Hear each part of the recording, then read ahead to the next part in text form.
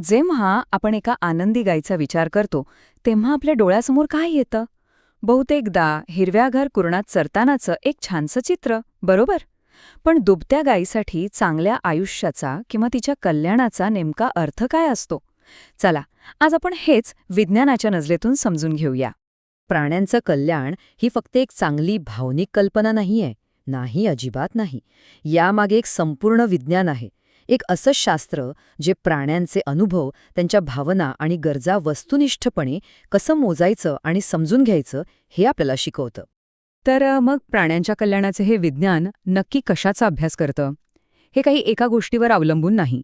शास्त्रज्ञांनी याचे 3 मुख्य आधारस्तंभ ओळखले आहेत आणि गंमत म्हणजे हे तीनही एकमेकांशी जोडलेले आहेत. ही आकृती बघा. या विज्ञानाचा हाच तर गाभा आहे. ही 3 वर्तुळं एकमेकांमध्ये गुंतलेली दिसतायत ना?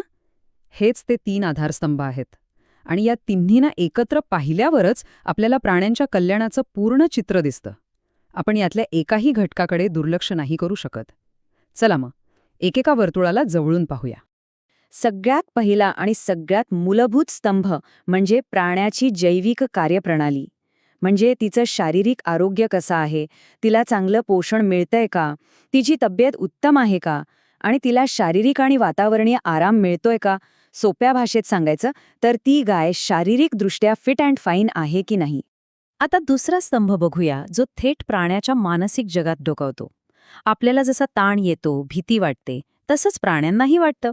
म्हणूनच त्यांचं कल्याण मोजताना त्यांच्या मनात काय चाललंय, त्या शांत आहेत की नाही, घाबरलेल्या तर नाहीत ना, हे पाहणं खूप महत्वाचं आहे.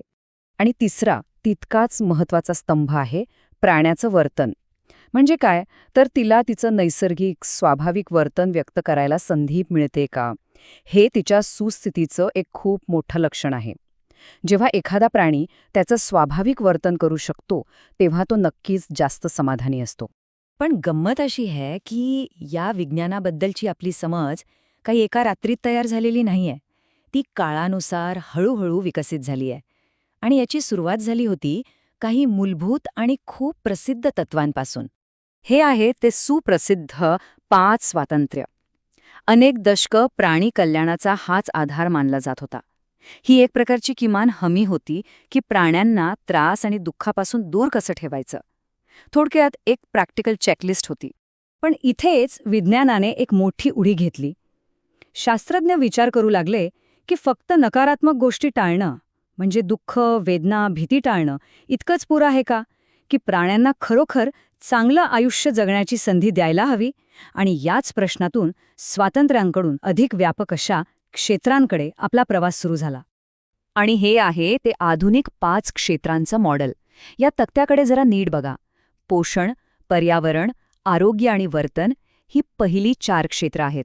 पण या सगळ्यांचा थेट परिणाम होतो 5व्या आणि सगळ्यात महत्त्वाच्या क्षेत्रावर, आणि ते म्हणजे प्राण्यांची मानसिक अवस्था.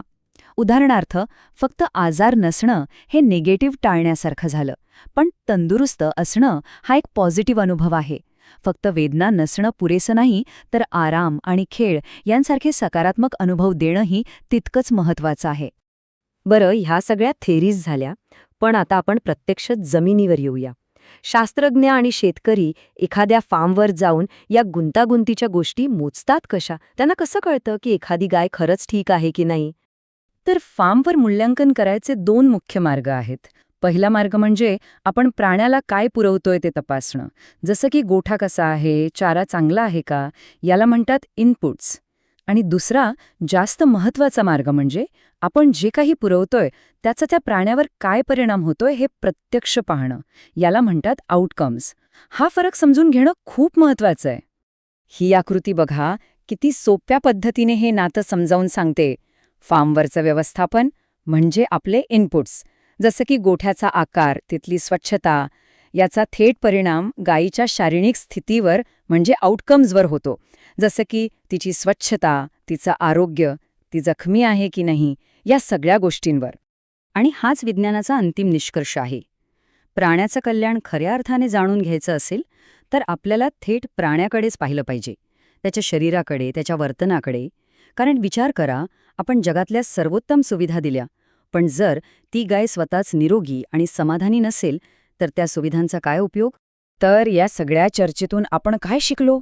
आपण सिद्धांतांपासून सुरुवात केली, ते प्रत्यक्ष मोजमापांपर्यंत आलो, आणि एकच गोष्ट पुन्हा पुन्हा आपल्या समोर आली, ती म्हणजे प्राण्याचा स्वतःचा अनुभव, त्याचं स्वतःचं फिलिंग, हेच सर्व काही आहे. म्हणजे थोडक्यात काय, तर आधुनिक प्राणी कल्याण विज्ञान हे प्राण्याच्या आयुष्यातल्या प्रत्यक्ष अनुभवाला समजून घेण्याबद्दल आणि ते मोजण्याबद्दल आहे. आपण तिला काय देतो यापेक्षा तिला नेमकं काय वाटतं हे जास्त महत्त्वाचं आहे. आणि हाच प्रश्न आपल्याला भविष्याकडे घेऊन जातो. विज्ञानानं आपल्याला प्राण्याचं मन आणि शरीर समजून घेण्यासाठी एक खिडकी उघडून दिली आहे. आता प्रश्न फक्त एवढाच आहे की आपण या ज्ञानाचा उपयोग फक्त त्यांचं दुःख कमी करण्यासाठी करणार की त्यांचं आयुष्य खऱ्या अर्थाने आनंदी आणि समृद्ध करण्यासाठी करणार. हा निर्णय आपल्यालाच घ्यायचा आहे.